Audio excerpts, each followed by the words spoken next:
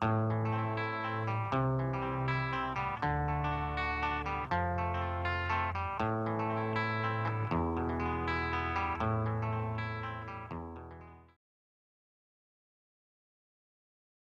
my name is John. Hi, my name is Sho. This is my card, my business card.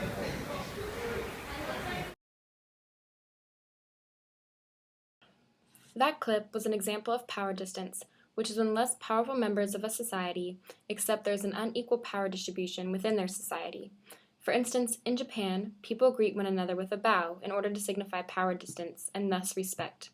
However, in the United States, people shake hands when they greet one another, despite the power distance between them. So in this first clip, John goes to shake Sho's hand without knowing the proper greeting.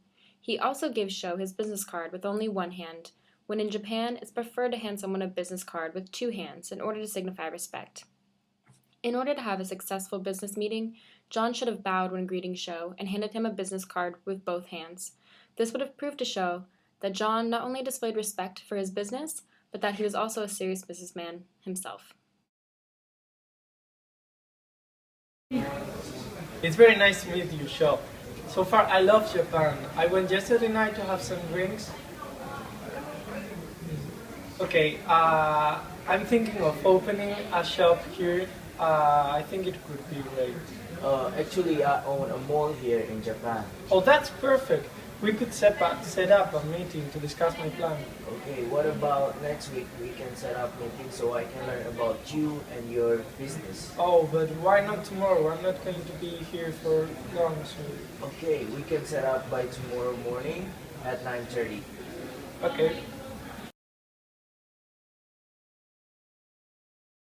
Americans use a direct style. They express their needs and desires. But on the other hand, Japanese use an indirect style. They express with ambiguity and vagueness. And this was the main problem in this conversation. The American was very direct, and the Japanese didn't like that directness. Japanese take their time to get to know other people. They prefer taking time before signing a deal. This was another problem in this conversation.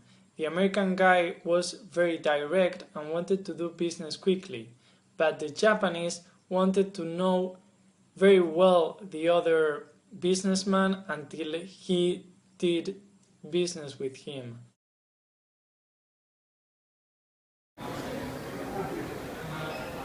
Hi, Sean, how are you? Sorry, I'm a few minutes late. Good. Please take a seat. Should we talk about business now? I even brought a contract, so we could just discuss about it. Oh, before we start discussing about money, I would like to know why you want to open your shop in my mall instead of somewhere else. I would like to know a bit more about your plan. Isn't it obvious? Sorry, I don't understand. Well, my shops in the United States are doing very well. I make a lot of money, I have lots of customers, so I think it's going to be as well here.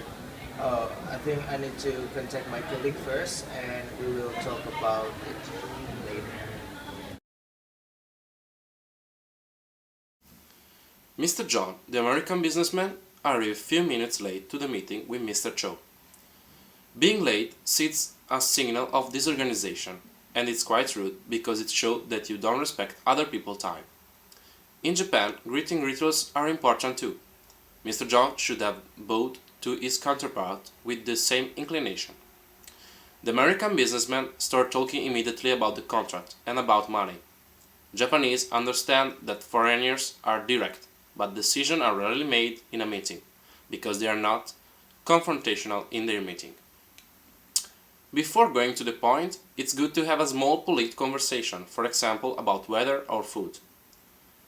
Japanese business person take a while to reach a final decision in negotiation, so exercising patience is essential.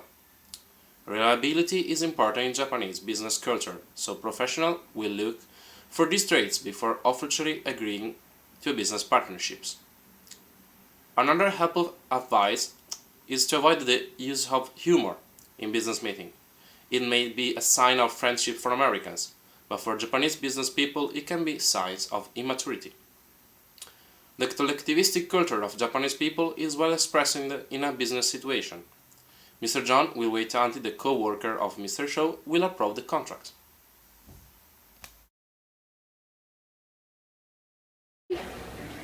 I brought a handout for you to look at. I think this is going to be a very good business opportunity for both of us. I can wait while you discuss it with your colleagues. I'm going to be in Japan for a few more days, so I thought we could come to a resolution today. Fine, let me contact them and please wait here.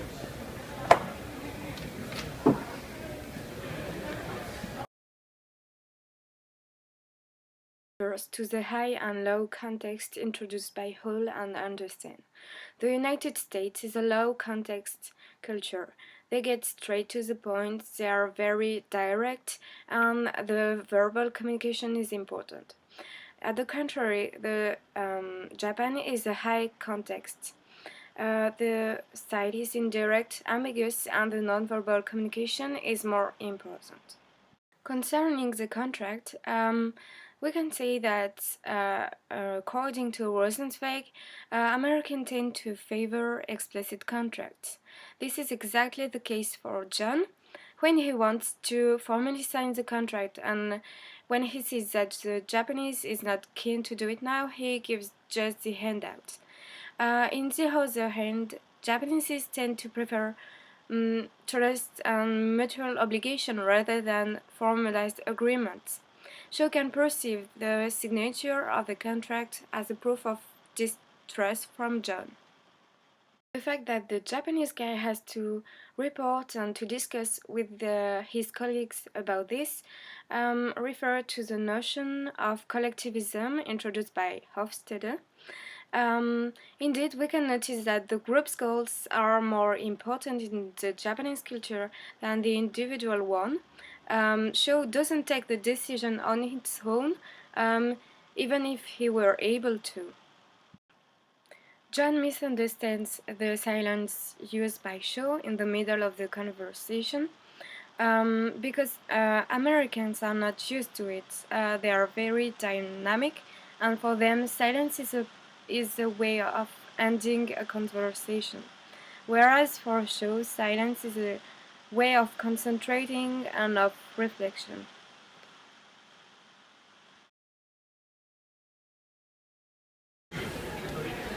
So, we have decided to let you open your business and I will be in contact with you. Oh, thank you very much. That's perfect.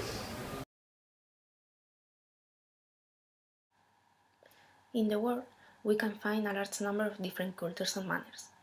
Something considered normal or correct in some countries would be offensive in others. Multiculturalism can be controversial in specific areas. It can cause wars or similar softer conflicts. In business affairs, a simple gesture or detail can be the difference between a successful deal and a complete failure.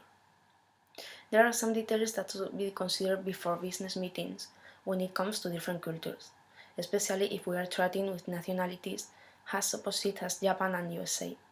In our case, we can see how John neglects many of these issues.